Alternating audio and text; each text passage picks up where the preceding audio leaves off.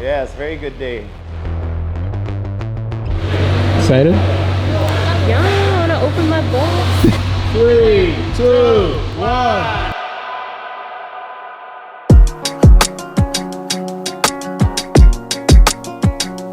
You know what's happening.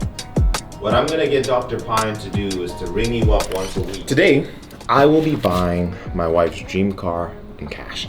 So, a bit of a backstory. My name is Dr. Michael Diamonds and I'm a YouTuber. I am also a medical doctor. But, a bit of a story, me and my wife met in 2018, so 4, 5, 6, 7 years ago, on Tinder. Went on a date and we've been inseparable since. We got married 2 years ago, going on our 3rd year of marriage, but we've been together 7 years. And in reality, she is the most unselfish, she wants everyone around her to be happy. To give you an example, when I started our company, she's also a co-founder. I told her to leave her job and she was like, okay. She's a common Eastern woman. Like, I tell her what to do, she'll do it. Jokes aside, she's amazing. And she's always supported me. And this is my opportunity to say thank you. So we will be buying her dream car today in cash. She knows it, so it's not a surprise. But I wanted to take you guys on a journey. I had a Lamborghini before and I traded that in and then added cash for the one we're getting right now. Because we have a dog and we're expecting. We'll talk about that later. But we need something more than 2 doors. Normally the dog's like in between her legs when we drive. So now we need to go and register the car and change the car and get it into her name. So I'm gonna take this cash, give it to, make sure that the car's paid off fully, all right? Paid off fully in cash. And I'll take you guys with me through the day. Pull through, let's go. My brothers don't die, we just rusty bark. I tell your girl to link me at the coffee shop. Getting freaky in the sheets, we're taking body shots. Then I finish with a facial just to top it off. Ay, you ain't got a clue, let's be honest. I had a couple seasons made a forest. Yes, very good day. You wanna know something interesting? Exactly 1 year ago, I picked that car up. A year ago today, I picked that car up. Yeah, my wife got a notification. Okay. I'm a villain, killing when I'm barring. Brothers in the hood, just like the movie that I'm starring. Service in my whip, I phone the boss to bring my car in. Back feeling light. The back is feeling light, you say? So the deal is done. Now it's just to collect the car later. It's 12:33, about 3 hours and a half, right? Until we need to get ready. So I'm probably gonna take some pre-workout, go train, go put in this work. And I was saying this to KK, right? So I had the Huracan. I wanted to make my wife happy, and obviously, like, we all get the benefit from it. But I was thinking, like, part of me didn't want to do it, buy a new car, right? It costs a lot. But I asked myself, what would I do if I wasn't fearful? And I said I would do it. And I think a lot of people, or you should start thinking like that more, because it will allow you to live limitlessly. It will allow you to make decisions that other people don't make that might just give you so much more benefit. So, in short, like for me, I've always just seen more benefit taking a risk, in whichever way you see it.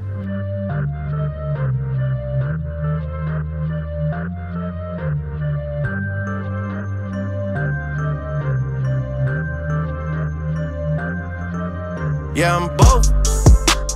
Yeah, I had a drink. Yeah, I smoke. Yeah, you think I need you, but I don't. Just left out Dubai with all my folk. You guys want to count down? 3, 2, 1.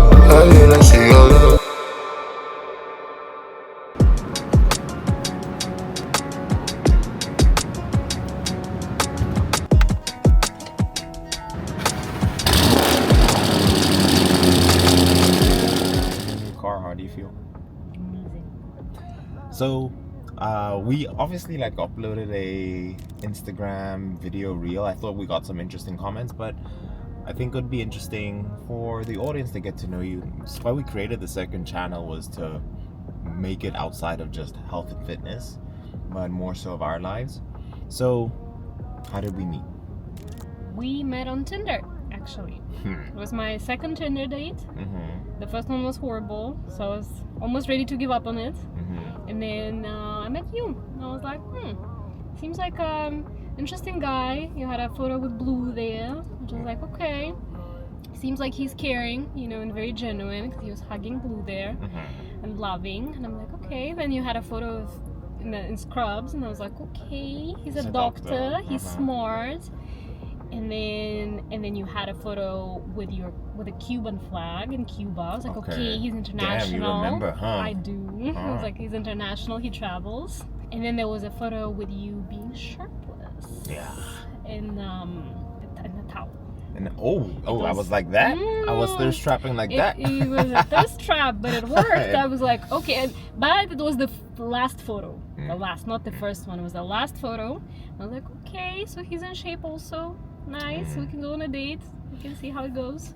To all my fellas, if you guys, do people still use Tinder? I'm sure they do. There are more apps now, though. Yeah, I've heard of like Hinge and Bumble. Yeah, there are a lot of apps now. Okay. All my fellas, like, there are videos on YouTube on how to have the best profile. So, you know, make your profile presentable. Yeah, we went on a date. What I liked about us, when we first went on a date, we didn't waste any time in the sense of like, you know, chatting. We were just like, hey, let's just go on a date. And how many years have we been together now? So we started dating 2018.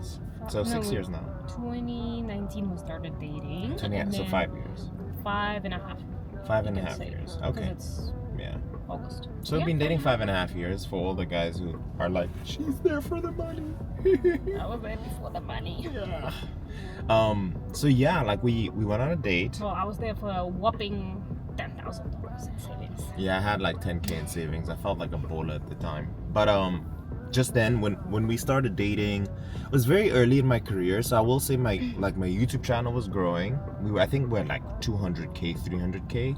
So like nothing life changing. And fast forward, right? Let's just fast forward the story. We are living together after a year. We're married now, by the way. 2 years now? Married 2 years? Married 2.5 years, by the way, for context. So dating 5.5, married for 2.5. And a year into our relationship, we're already living together. Like week 1, we're already inseparable.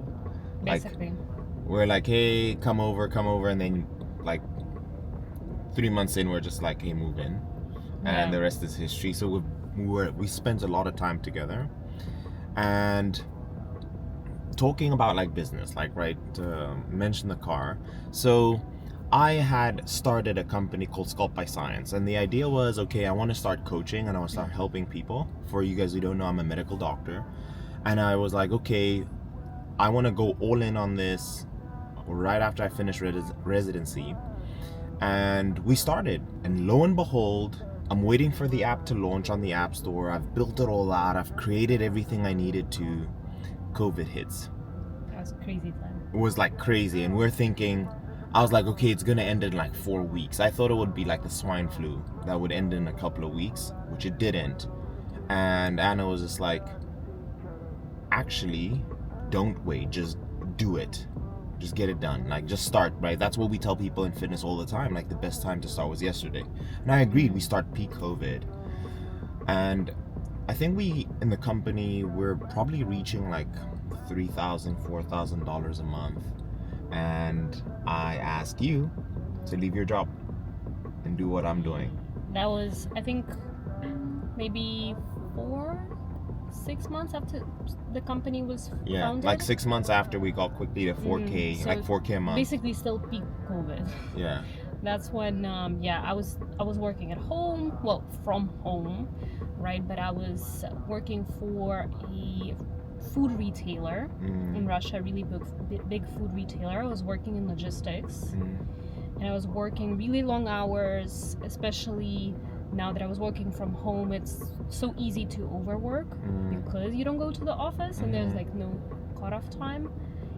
And then Mike was like, actually, I was seeing her work like till 10 p.m., 11 p.m. and I was like, bruh, just come work for me. Like I would say I'm like more of the creative. I like coming up with ideas. I like just getting things done. And from what I saw with your work in logistics, I saw that you're very organized. You are very... you have to be in logistics. Yeah, you have to be organized. And I was like, bruh, just come work for me right at the time. Come be my manager. And we were at 4K at the time.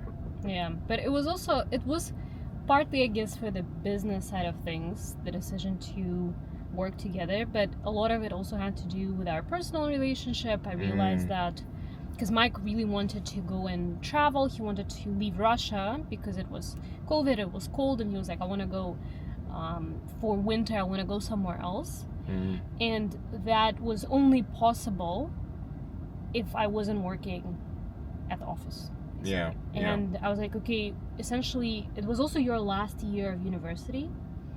And I'm like, I will have to make the decision either way, right now or maybe in a year, right? If I want to build a relationship and build a future. We were already. Was it? I'd finished school already. Right. Okay. Yeah.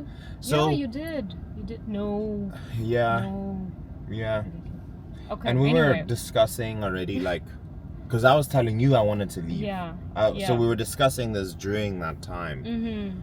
And then we met, especially when the business got to where it was very quickly, we're like, okay, let's make it happen. So we were discussing it for a time. It wasn't like overnight. Yeah. We did like the Dubai trip and all of that, where we're like, I was saying, hey, I would love to do this more often. Yeah. And, you know, you taking off was, you know, you have to wait for approval and all of that. And we're like, But we're saying 4K per month. I just want to add context. The company right now is like, we're doing 200K a month. So there's a journey to be told and our roles in the company. But I think let's drive and then we can continue from there. Yeah, let's go. get going.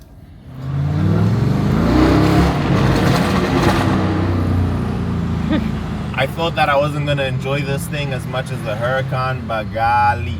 Were you wrong? I was wrong. It's even better than the Huracan. We're now working together. We're at 4K a month. Like, how did your roles at Scope by Science change? Like, you're my manager first. That was kind of the role we had. And then how did it change over time? Yeah, in the beginning I was basically helping with organizing Mike for a big part of it. Yeah. I was also taking care of the nutritional aspect, because obviously for someone who competes, that is a part of the job. Yeah, so I was competing at the time, right, Yeah. in bodybuilding? Yeah, so I was helping with like tracking macros, making sure all the meals are organized. I was cooking, you know, ordering all the groceries, all of that. When we were traveling, I was kind of organizing the trips as well, to an extent. Flights and all that. The flights, the bookings, you know, the hotels, the visas, that aspect. And then as we progressed with the company, I started doing more of the operations, right? Especially as the team grew. Right, but as the team was growing, I was getting more of the operations role with the company. As we were getting more leads into our funnel, we were also changing our funnel quite a lot with building, like refining it, you know, building new systems in place to filter all the leads that we're getting, organize them, reach out to people, make sure that Mike's calendar is always optimized. He's not wasting any time. He's being very efficient with his time, because obviously in a company that's the most important, most valuable asset you have is time of the CEO, time of the founder. And at that point we got to like 80K, right? Once you were actually managing some of the employees we had and managing me, and you were more operator, right? So Anna's main focus was making sure everyone was doing their tasks. I was spending a lot of my time on sales calls, speaking to people who wanted to work with me, and Anna would just make sure that everyone was, you know, like our time was spent efficiently. Yeah. And we're now at double that. Like, let's fast forward to, we're at 200K a month. Like, where's the company now in terms of how many people we have employed? 8. Yeah, so we're eight. We're eight but now. we're growing. We're We're 8 hiring. people. No, nine. We're 9. Yeah, so we're 9 in total. Mm-hmm. You manage everybody. Mm-hmm. And what are you doing right now in the company? What do you say dominates your time? Mm-hmm. What are the maybe 2 things you do that dominate most of your time? Mm-hmm. Monitoring client success and doing sales. Yeah. So 2 aspects of it. So at the moment, the big part of sales is on me.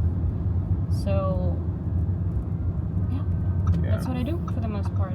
We got a lot of nasty comments about she's just here for this or for that, or like she doesn't look smart at all.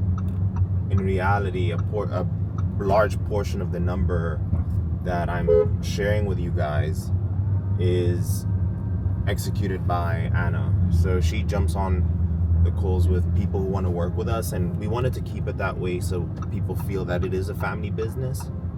And every client that comes through our doors, we absolutely we go to war for them and make sure that they get the result that they desire. Mm-hmm. And that's what Anna does. And I know that we wanted this car for her, but I am the driver essentially.